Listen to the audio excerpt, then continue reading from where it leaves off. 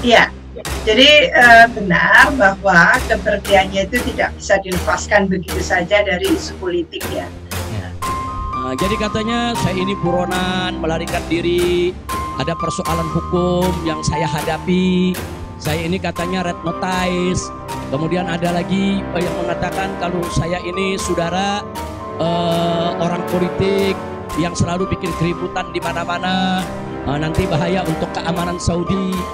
Naif juga kalau kita seolah-olah menganggap tidak ada masalah dengan politiknya. Pak Habib Rizik ini pergi ketika tahun 2017 belum ada COVID. Pulang sudah ada COVID yang luar biasa mendera dunia, termasuk Indonesia gitu. Nah ini mau tidak mau kita masuk ke kehidupan baru, normal ya, new normal, kehidupan normal baru. Siapapun kita, warga negara Indonesia memang harus move on. Kita harus bebenah diri, kita melakukan introspeksi, mengevaluasi diri untuk apa? Untuk tentunya menyongsong. Untuk pejabat dan rakyat, buka pintu dialog. Nah makanya kalau sekarang ada yang teriak-teriak rekonsiliasi. Mana mungkin rekonsiliasi itu bisa digelar kalau pintu dialog tidak dibuka, saudara. Di rekonsiliasi dengan Pak Habib Rizik, kita nggak ada masalah. Dari awal saya katakan, Pak Habib Rizik mau pulang, ya pulang saja. Pergi sendiri, pulang silakan. Jadi menurut saya istilah rekonsiliasi itu apanya yang direkonsiliasi? Bukan pintu dialog dibuka, bukan rekonsiliasi yang dilaksanakan, justru yang kita dapatkan kriminalisasi ulama. Ya sebenarnya nggak ada lah kriminalisasi, istilah kriminalisasi ulama itu nggak ada. Kita nggak mengenal itu istilah itu. Tapi stop dulu kriminalisasi ulamanya, stop dulu kriminalisasi para aktivisnya, tunjukkan dulu niat baik. Oh kalau mau dialog, mau rekonsiliasi, dan kita nggak mau ulama dikriminalisasi. Negara itu melindungi segenap bangsa, itu tugas negara itu. Jadi pertanyaannya siapa yang dikriminalisasi? Yang salah. Kita siap dialog, kita siap damai, kita siap hidup tanpa kegaduhan ya Pak. Tapi bebaskan dulu para ulama kita, bebaskan dulu para habaib kita, bebaskan dulu para tokoh kita. Kriminalisasi ulama ini juga perlu saya jelaskan, jangan sampai karena ada kasus hukum terus yang disampaikan adalah kriminalisasi ulama. Bebaskan Ustadz Abu Bakar Bashir yang sudah sepuh, saudara. Bebaskan Habib Bahar bin Smith yang dizalimi. Bebaskan Dr. Sahganda Nainggolan. Bebaskan Bapak Anton Permana. Bebaskan Bapak Jumhur Hidayat. Ya, jangan seperti itu. Misalnya mohon maaf, ada yang dibilang ulama memukuli ya. Kalau dia memukuli orang yang urusannya dengan polisi. Tolong ya, kalau tidak ada kasus, tahu-tahu dimasalahkan di hukum itu yang namanya kriminalisasi. Itu ngomong saya urus masih.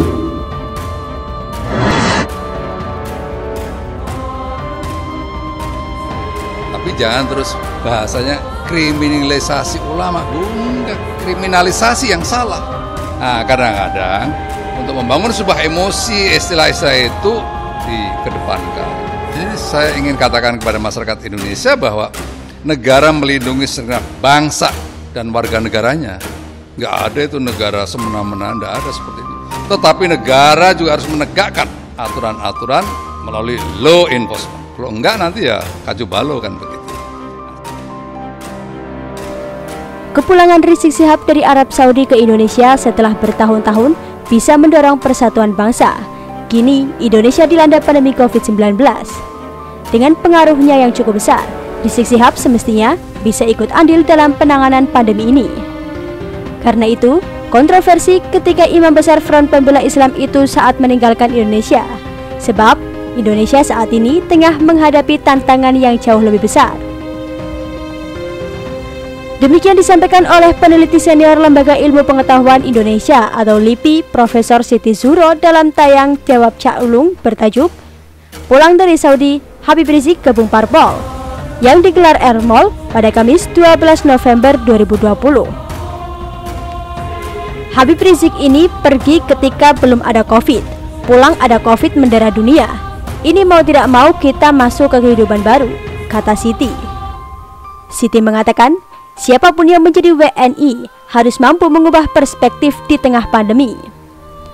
Siapapun kita, warga negara Indonesia harus move on, harus berbenah diri, introspeksi, mengevaluasi diri untuk menyongsong kehidupan Indonesia ke depan yang jauh lebih baik, kata Siti. Di tengah era disrupsi saat ini, sambungnya, setiap WNI harus memiliki tanggung jawab penuh untuk pemeliharaan persatuan dan mencegah konflik yang berujung pada kekerasan.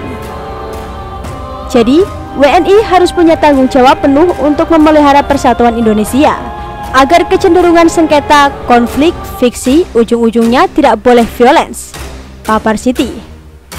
Jadi itulah belajar berdemokrasi, tandasnya. Sebelumnya, Rizik bersedia melakukan rekonsiliasi dengan pemerintahan Jokowi. Rizik Syihab meminta pemerintah menyetop kriminalisasi ulama dan membebaskan beberapa tahanan. Ada teriak-teriak rekonsiliasi. Mana mungkin rekonsiliasi bisa digelar kalau pintu dialog tidak dibuka? Buka dulu pintu dialognya, baru rekonsiliasi. Tak ada rekonsiliasi tanpa dialog. Dialog penting, kata HRS seperti disiarkan dalam kanal YouTube Front TV pada Rabu 11 November 2020. Pemerintah, kata Rizik, seharusnya senang jika dikritik, terlepas kritik itu diterima atau tidak. Sebab para pengkritik itu sejatinya menawarkan solusi yang semestinya bisa dipelajari pemerintah. Kalau solusi baik, terima. Kalau tidak baik, sampaikan di mana tidak baiknya. Selesai. Tidak perlu ada kegaduhan di tingkat nasional, ucapnya. Rizik mengaku telah menawarkan dialog kepada pemerintah sejak tahun 2017, namun ia tak mendapatkan tanggapan hingga saat ini. Setelah aksi 212 di tahun 2016 lalu, kemudian digelar lagi aksi serupa pada Januari 2017. Rizik Syihab sudah menawarkan rekonsiliasi jika pemerintah mau duduk dengan habaib dan ulama. Kami siap 24 jam. Kapan, di mana silahkan, kata Rizik. Tapi apa jawaban yang diterima? Bukan pintu dialog yang dibuka, bukan rekonsiliasi yang didapatkan, tapi yang kita dapatkan kriminalisasi ulama, kecamnya. Nah, oleh karena itu ya memang ini ada terkait politik ya, tentunya dukung-mendukung.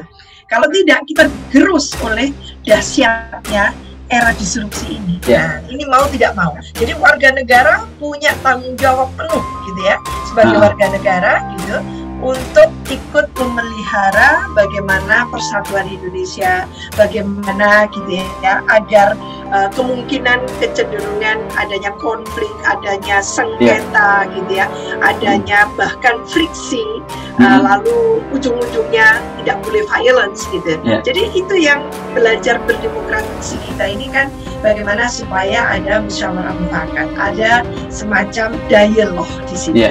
Tidak boleh buntu dialog ini. Pemerintah membuka dialog itu, masyarakatnya juga proaktif untuk ikut gitu ya. Bagaimana membangun negara dengan menghadirkan peran serta pentingnya, tidak hanya di kehidupan politik tapi juga ekonomi dan sebagainya. Dan itulah cara kita harus mengubah mindset kita, cara pandang kita, orientasi kita. Kalau tidak, kita akan menjadi negara yang sangat terbelakang nanti dan signifikan, karena berbicara Habib Rizik ya, itu tidak bisa lepas dari FPI gitu ya. Kita berharap FPI itu bermetamorfosis menjadi Forum Peaceful Indonesia gitu ya, bukan Forum Pembela Islam saja.